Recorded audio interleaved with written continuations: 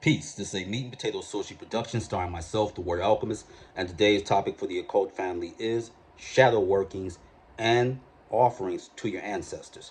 So, as we already know, shadow work is the psychological, arduous task of dealing with the darker aspects of one's psyche and personality. But you can iterate the shadow, which many of us do know. Now, I want to say this when doing shadow work. Shadow work also can reveal to you why you have certain proclivities to certain behavior.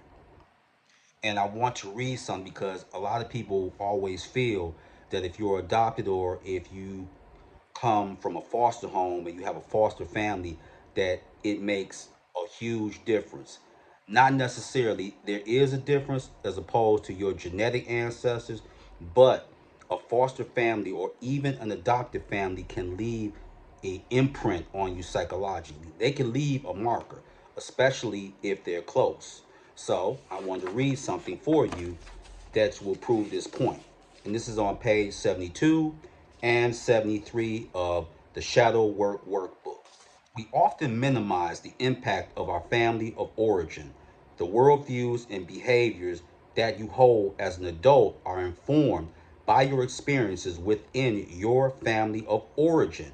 Sometimes inherited perspectives can be hard to notice, especially for people who move out of their family homes in their adult years. While you are an incredibly unique being of your own, most people underestimate how much those early life experiences influence their choices. As such, you may be missing some very important connections to your present day actions and choices if you don't dig deeper and understand themes and patterns within your family of origin. These influences can be unique to your specific family experiences and be a part of your individual consciousness, but can also be represented in the collective unconscious and ancestral lineage. Why is this important? Because it validates my point. If you're adopted and you're raised in there, you're going to pick up certain personality traits. Like if somebody is abusive, you may have a proclivity to become abusive, or if you don't become abusive, what you can be is very passive aggressive. And then when you feel you can't take it no more, then you act out emotionally. And I can tell you firsthand, a dangerous man is a very emotional man. And a woman that has a lot of trauma, guess who's going to get the brunt of that frustration? The children that she brings in this world. So the shadow work is ongoing. And if you deal with the occult, you have to understand that don't ask for no information from a daemon or an angel and they know that you're not ready to receive that information. That happened to me. And as you grow, then you may get that information. And then also with the people that are your ancestors, and this could be your grandmother, your grandfather, your aunt, your uncle. Let me say this. A lot of times they say, well, if my aunt or my uncle, they knew this was gonna happen to me, why they let me go through this? Because they see time over there just like demons and angels. And if they got involved in every little thing, you wouldn't become the man and the woman that you are today. Certain things are your fate, and that's not their job to be like Miss Jones from the first Friday when Debo was pounding him out. She's like, And what the father say? Come on. I've been down like this before. Come on now. You can't always look for somebody to jump into every spiritual matter on the earth plane because how are you going to learn to make better decisions? And I want to say this, and this is very controversial. Let's say you give offerings. Do you have to give offerings to your aunts or uncles or even your mother or your father that you didn't get along with? No, no, you don't. I can diffuse that right now. It's not some gods and demons that keep them away from you. Let's say you do a ritual and you say, I'm welcoming my ancestors. All you simply got to do is you can write down on parchment paper or call their name. I want such and such to enter, or who I exclude from this ritual. You fill in their whole name, they fill in their government, and then they are not allowed to come to said ritual. Now, let's talk about offerings. Find out what your mother and father like, or your grandfather, or your great grandmother. Find out what they like, and that's very simple.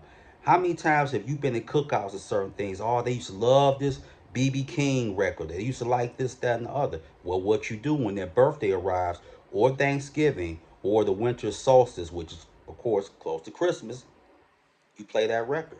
It could be Johnny Taylor, or it could be Celia Cruz, it could be Neil Diamond, whatever. Play it. If she like macaroni and cheese, make that macaroni and cheese. Well, mentor, what do I do with it? Easy. Whatever park that she like, take it to that park. Or let's say she liked a particular movie theater. You could take it, do a ritual at night, leave it play at the movie theater. Stop making everything more complex than what it got to be. You're doing a ritual to honor your ancestors. You're not doing trigonometry, okay? That's not what you're doing.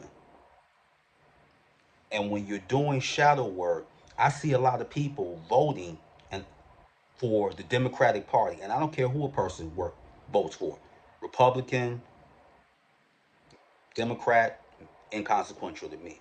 But you got people voting just on osmosis. Oh, well, my parents did this, or my grandparents. Yeah, but when they were doing it, at least they got a little something out the deal. You doing it out of blind allegiance. That's just stupid. And these people, these aren't just people that just graduated from high school, don't read. No, I've had family members. They have bachelors, they have masters, blindly doing that. Or you have women that still they're being with men and they see men as sexual conquest. And then reality sets in when they get 35 or 36. Well, I saw my aunt do this, or I saw my mother do that. How'd that work out for them now that they're in their 50s?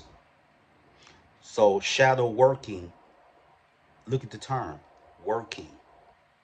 It's going to hurt sometimes, but does lifting weights feel good in the beginning? No. Does dieting feel good in the beginning? No. Does fasting feel good in the beginning? No. There's levels to this. Always has been, always will be.